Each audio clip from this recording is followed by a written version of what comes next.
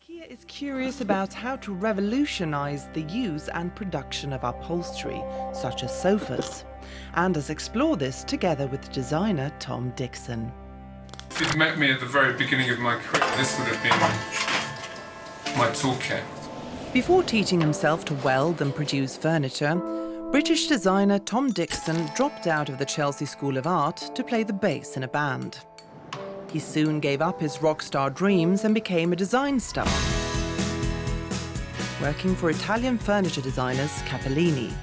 In the 90s, he became the creative director for Habitat, and in 2002, he started his own brand, Tom Dixon.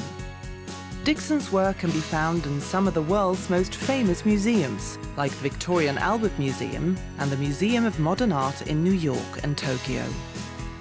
Together with IKEA, he has created the groundbreaking modular sofa DELAKTIG that will reach IKEA stores in 2018. So welcome to Elmer Tom Dixon. It's a pleasure. Amazing. So I told the audience that they already know the outcome of this collaboration because the thing is, you're sitting in them. Yeah, your butts are in them right now. It's the DELAKTIG sofa made by Tom Dixon and IKEA. So what was the beginning of this project for you? We talked about so many things with Marcus. We talked about my obsession with coffins. I wanted to bring a coffin design to IKEA. That was a very bad idea, actually. He still doesn't want to do it. We talked about beds and we talked about sofas. I wanted to do a bed, you wanted to do a sofa. We talked about car industry and how it was much more efficient than furniture industry. And we talked about how low-tech sofas are. And then we decided to do a bed sofa, which is what this is, right? True. A bed sofa, a compromise then? No. No, of a course platform. Not. So I've decided to call it a platform, not even a bed. Okay. And that by using these higher quality materials, which come with extruded aluminium, we can do something which is light, which is recyclable and adaptable, so that we can start off with something that can grow into something else as your life changes. Because that was something that came through from working with IKEA, which was the huge amounts of research about how people's lives are changing, right? And also make it long-lasting in such a way also, because that's a sustainability reason. If we make it long-lasting by the ways that it could change all the time, then it's sustainable. Yep. But can you tell me the nerd details of the sofa? Nerd Explain your details. design, please. Yes. So you'll see that actually it looks a bit like an iPhone, right? So the strip around the edge. And the idea is really to take that analogy of digital platforms and get ourselves and other people to make apps and add new functionality. So if you start off with a single bed, maybe as a student or something, you might move on and become a couple and want a sofa, right? And a double bed. So you can take your single bed and you can add the comfort items and it becomes a sofa. Later on, as you retire, maybe you want a chaise longue. So it becomes a chaise longue.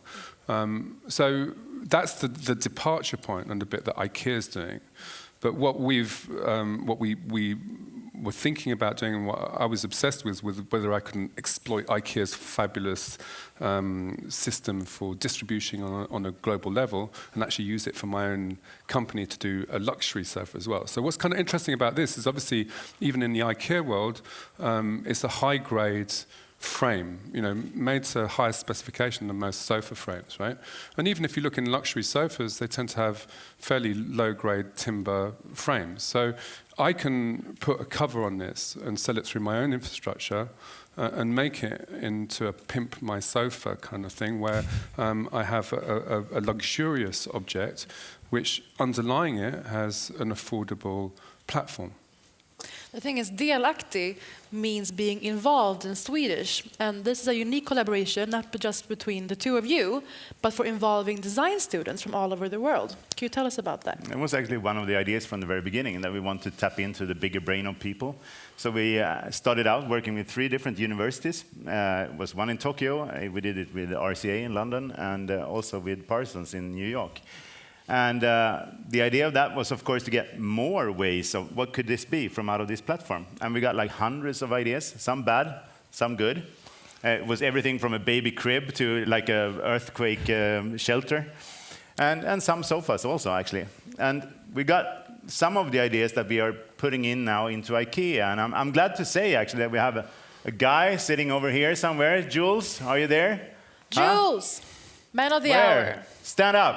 He's standing up. There He's you doing are, his best. please. Yeah. There he is. Here's the hero of today, actually. Yeah, great. Coming from RCA, did a solution that actually connecting this platform so you could make like big snakes out of it, and it's not just single pieces anymore.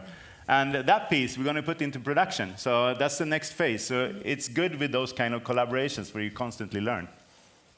Great, Jules. Thank you very much. You may be Thank seated. you. Great. So will the project DELAKTIG continue to evolve forever? Is that what you're saying?